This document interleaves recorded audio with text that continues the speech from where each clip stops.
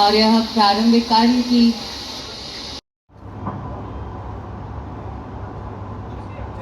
से कि वे director ONGC इस पवित्र कार्य के शुभारंभ की प्रतीक्षा कई महीनों से थी, लेकिन इस प्रतीक्षा में जो दैवीय रहस्य है, पहले मैं उसकी चर्चा करना चाहूंगा।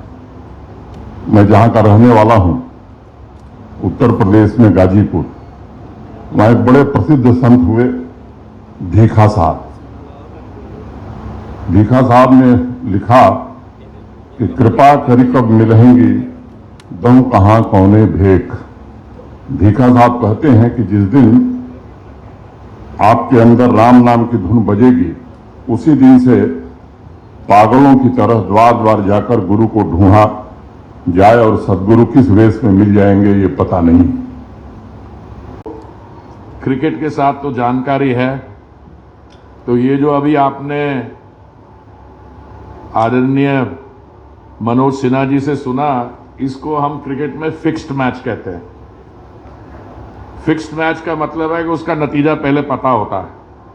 देखिए, मेरे लिए पर्सनली मेरा सौभाग्य है कि ऐसे शुभ अवसर पर मैं पर्सनली आ पाया। वो इसलिए आ पाया कि मनोज सिन्हा जी ने मुझे बुलाया, और मैं समझता हूं कि ये बहुत मेरे लिए एक ऐसा मौका है जो मेरी मेमोरी में हमेशा एच्ड रहेगा। मैं आ ही रहा था जम्मू, मेरा प्रोग्राम बना हुआ था। हमारे जो 9 साल के माननीय मोदी जी के कार्यक्रम है, 9 साल के, उसके बारे चर्चा करने मैं अगले भी कुछ दिनों में फिर आने वाला हूं, 16, 17, 18, 19 को, as part of the same programme.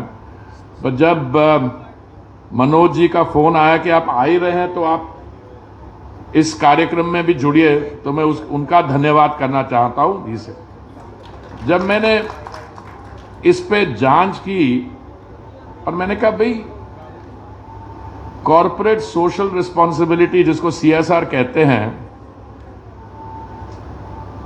इसकी शुरुआत जब हुई, मैं उस समय जिनीवा में संयुक्त राष्ट्र में भारत का राजदूत था या स्थायी प्रतिनिधि था, तो मुझे इसके बारे कुछ जानकारी है, क्योंकि इसकी कॉन्सेप्चुअलाइजेशन में भी हमारा थोड़ा हाथ था। सोली सौरभ जी थे उस समय सब कमिश्नर ह्यूमन राइट्स में भारत के रिप्रेजेंटेटिव।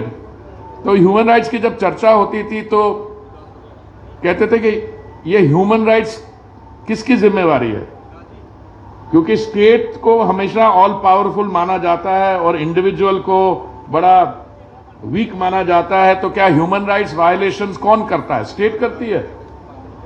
ये पुरानी थिंकिंग है ब्रिटिश पॉलिटिकल साइंस की। और फिर शुरू हो गए, ये काम हो रहा है, हम विकसित देश 2047 से पहले ही बन जाएंगे। उन्होंने साथ में ये भी कहा है कि हमें जो अपना कॉलोनियल माइंडसेट है उससे छुटकारा लेना है। देखिए, बकायदा हमारी 2047 में we may be only 100 years old as an independent country, पर हमारी जो संस्कृति सभ्यता है ये 5000 या 7000 वर्ष पुरानी है। दो दुनिया में एंशिएंट सिविलाइजेशन मानी जाती हैं, जैसे चीन की सिविलाइजेशन या मेसोपोटामिया में, वेस्ट एशिया में इजिप्शियन सिविलाइजेशन और इंडस वैली सिविलाइजेशन। मैं आपको बताना चाहता हूं, इन तीनों में से हमारी एक लिविंग सिविलाइजेशन, हम वाराणसी जो 1000 वर्ष पुराना शहर है उसको हम मॉडर्नाइज कर रहे हैं, उसमें स्मार्ट सिटी के हम फीचर्स दे रहे हैं। पर दुख की बात यह है कि कई हम में से हमारी जो सिविलाइजेशनल इथॉस है कई हजार वर्ष की, उसको हम डिफाइन करते हैं 190 वर्ष जो हम कॉलोनियल डोमिनेशन में रहे। सन 1700 में जब मुगल लगातार अमरनाथ यात्रा को लेकर तैयारियां चल रही हैं, तैयारियां किस तरह से हैं, इस साल क्या अपेक्षाएं हैं, क्योंकि पिछली बार भी यात्रा हुई थी लेकिन इस बार 62 दिन की यात्रा है। तैयारियां श्राइन बोर्ड और जम्मू कश्मीर प्रशासन ने पूरे मुकम्मल तौर पर की है और हर कोशिश होगी कि देश भर से जो श्रद्धालु आवे वो एक अच्छा अनुभव लेकर के जाएं। बाबा का तो दर्शन करें ही, यहाँ के लोगों की जो मूल विरासत है उसे भी अनुभव करें।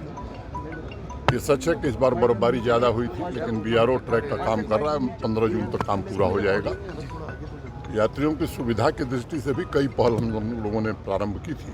चंद्रकोट का भवन आप सब जानते हैं कि पिछले बार यात्रियों ने उसका उपयोग किया। मैं आभारी हूँ ONGC का और उसके चेयरमैन माननीय मंत्री जी का, हरदीप पुरी जी का। ONGC ने 51 करोड़ रुपए इस यात्री भवन के निर्माण के लिए दिया है, और आप सबने सुना कि 4 भवन और यात्रियों के लिए बनाने में मंत्री जी मदद करेंगे। ONGC और इंडियन ऑयल कॉरपोरेशन के सहयोग से पूरा होगा। 2 जमीन मैंने अपने भाषण में जिक्र किया था, एक बालटाल और एक जैसे आप कश्मीर में प्रवेश करेंगे जहां वालनट फैक्ट्री थी उसके बगल में 2 जमीन आवंटित हो गई है। नूनवान कैंप के पास भी हम जमीन देख रहे हैं। मुझे लगता है कि इसके कारण सुविधाएं काफ़ी बढ़ेंगी।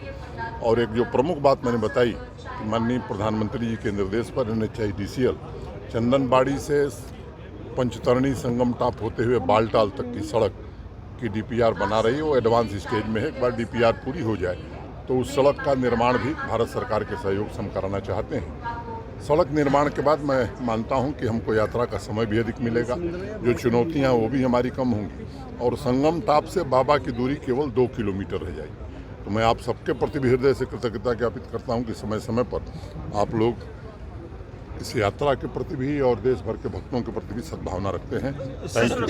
इस बार G20 जो है सर सक्सेसफुल रहा काफ़ी चुनौतियों के बावजूद। कल आपने एक सुरक्षा बैठक भी ली।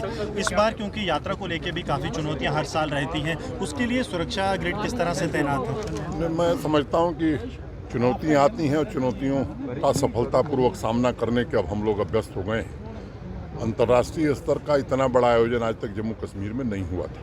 आज़ादी के बाद पहली बार G20 के टूरिज्म वर्किंग ग्रुप का आयोजन हुआ, और मैं कह सकता हूं कि यहाँ के लोगों ने भी बड़ा सहयोग किया। जम्मू कश्मीर के निवासियों के सहयोग के कारण, प्रशासन की प्रतिबद्धता और सिक्योरिटी फोर्सेस की सजगता के कारण एक नया इतिहास जम्मू